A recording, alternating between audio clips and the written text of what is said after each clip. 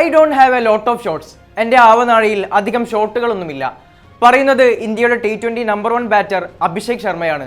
See the ball, hit the ball, എതിരാളികളെ settle ചെയ്യാൻ അനുവദിക്കാതെ ആദ്യ പന്ത് മുതൽ ആക്രമിക്കുക.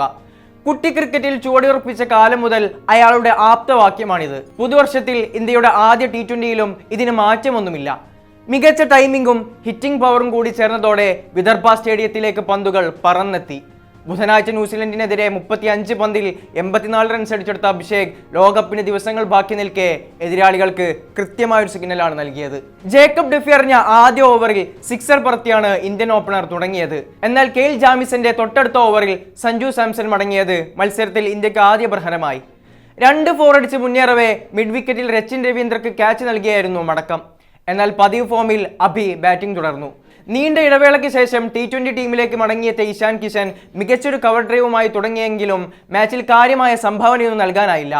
ജേക്കബ് ഡെഫിയെ കവർ ഡ്രൈവിലൂടെ ബൗണ്ടറി നേടിയാണ് 4-മനായി എത്തിയ സൂര്യകുമാർ യാദവ് ആരംഭിച്ചത്. മറുഭാഗത്ത് അഭിഷേക് കത്തിക്കയറിയതോടെ റൺസ് പ്രവഹിച്ചുകൊണ്ടേയിരുന്നു. പവർ പ്ലേ പൂർത്തിയാകുമ്പോൾ 68 റൺസാണ് ഇന്ത്യൻ സ്കോർ ബോർഡിൽ ചേർന്നത്. മധ്യ ഓവറുകളിൽ കിവി സ്പിൻ ത്രായമായ Ish, Mitchell Santner, Glenn Phillips എന്നിവർ ബൗളിംഗ് ദൗത്യം ഏറ്റെടുത്തെങ്കിലും അഭിഷേകിന്റെ ഇന്റന്റിന് മാറ്റമൊന്നും ഉണ്ടായില്ല. ഫിലിപ്സിനെ തുടരെ 3 ബൗണ്ടറി പറത്തിയ Indian opener New Zealand captain Mitchell സ്നാറ്റ്നറിനെയും വെറുതെ വിട്ടില്ല. ഒടുവിൽ 12-ാം ഓവറിൽ അഭിഷേക് ക്രീസ് വിടുമ്പോൾ ഇന്ത്യൻ സ്കോർ 149 എത്തിയിരുന്നു. പിന്നാലെ എത്തിയ ഹർദിക് പാണ്ഡ്യക്കും ശിവൻ ദുബേക്കുമൊന്നും വലിയ സ്കോറിലേക്ക് മുന്നേറാനായില്ല. എന്തുകൊണ്ട് റിങ്കു സിംഗിനെ T20 ലോകകപ്പ് ടീമിലെടുത്തു? നാഗ്പൂരിൽ പോയ മത്സരം കണ്ട ആരും ഇങ്ങനെയൊരു സംശയം ഉന്നയിക്കാനിടയില്ല. 167-ന് 5 എന്ന നിലയിൽ ക്രീസിലെത്തുമ്പോൾ വലിയ ടോട്ടലിലേക്ക് ടീമിനെ നയിക്കുക എന്നതായിരുന്നു താരത്തിൽ അർപ്പിതമായ നിയോഗം. എന്നാൽ 16-ാം ഓവർ പൂർത്തിയാകുമ്പോൾ റിങ്കുവിന് നേടാനായത് 6 പന്തിൽ 5 റൺസ് മാത്രം. ഇടവേളയ്ക്ക് ശേഷമുള്ള മടങ്ങിവരവിൽ അയാൾ സമ്മർദ്ദത്തിന് അടിപ്പെട്ടു പോയോ എന്ന് പോലും തോന്നിപ്പിച്ച സാഹചര്യം. എന്നാൽ ഡെത്ത് ഓവറിൽ കളി മാറി മറിയുന്നതാണ് കണ്ടത്. IPL-ിലടക്കം പല കുറി കണ്ട ഫിനിഷറിലേക്കുള്ള ട്രാൻസ്ഫോർമേഷൻ. എന്തുകൊണ്ട് റിങ്കു സിംഗ് ഇന്ത്യൻ ടീമിലെ എക്സ് ഫാക്ടർ എന്ന് തെളിയിച്ച ഇന്നിംഗ്സ്. കെയിൽ ജെയിംസനെ 4 അടിച്ച് ട്രാക്കിലായ റിങ്കു സിംഗ് പിന്നീട് അങ്ങോട്ട് വിസ്ഫോടന ബാറ്റിംഗ് ആണ് കാഴ്ചവെച്ചത്. ക്രിസ്റ്റ്യൻ ക്ലർക്കിന്റെ ഓവറിൽ 6ഉം 4ഉം അടക്കം 18 റൺസാണ് അടിച്ചെടുത്തത്. ജേക്കബ് ഡെഫി എറിഞ്ഞ 19-ാം ഓവറിൽ ആദ്യ പന്തിൽ റിങ്കു സിംഗിൾ നേടി.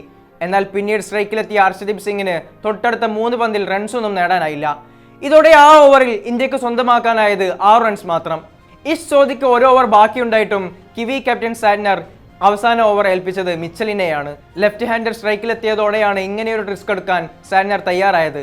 എന്നാൽ ഈ തീരുമാനം പാളുന്നതാണ് കണ്ടത്. ഡാരൽ മിച്ചൽ എറിഞ്ഞ 20-ാം ഓവർ മത്സരത്തിലെ തന്നെ എക്സ്പെൻസീവ് ഓവറുകളിൽ ഒന്നായി. 2 വീതം സിക്സറുകളും 4ഉം അടക്കം 21 റൺസാണ് റിങ്കു സിംഗ് സ്കോർ ബോർഡിൽ ചേർത്തത്. 19-ാം ഓവറിൽ നഷ്ടം നികത്തുന്ന റിങ്കുവിന്റെ classic finish. Scoop, reverse sweep തുടങ്ങി മോഡേൺ ഡേ ക്രിക്കറ്റിലെ ഇന്നോവേറ്റീവ് ഷോട്ടുകളൊന്നും റിങ്കുവിന്റെ ബാറ്റിൽ നിന്ന് അധികം കണ്ടിട്ടില്ല. പ്രോപ്പർ ക്രിക്കറ്റിംഗ് ഷോട്ടുകളിലാണ് അയാൾ വിശ്വാസം അർപ്പിച്ചത്. അപ്പോഴും റിങ്കുവിന്റെ സ്ട്രൈക്ക് റേറ്റ് 165-ന് മുകളിലാണ്. കുട്ടി ക്രിക്കറ്റിൽ അവസാന 2 ഓവറുകളിൽ കൂടുതൽ റൺസ് നേടിയ ഇന്ത്യൻ താരങ്ങളിലും ആദ്യ പേരുകാരനാണ് 28-കാരൻ.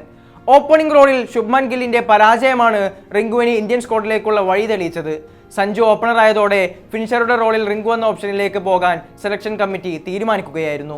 ഇടയ്ക്ക് ടീമിൽ വന്നും പോയും ഇരുന്ന റിങ്കു സിംഗിന്റെ സ്ട്രോങ് കംബാക്കാണ് ആദ്യ T20യിൽ കണ്ടത്. ഒരുപക്ഷെ അയാളുടെ ഇടതു കൈയിൽ പതിച്ച ടാറ്റൂയിലെ വരികൾ പോലെ ഇതൊരു ദൈവത്തിന്റെ പ്ലാൻ ആയിരിക്കാം. ഇന്ത്യയുടെ T20 ലോകകപ്പ് ടീമിൽ റിങ്കു സിംഗ് വേണമെന്ന പ്ലാൻ.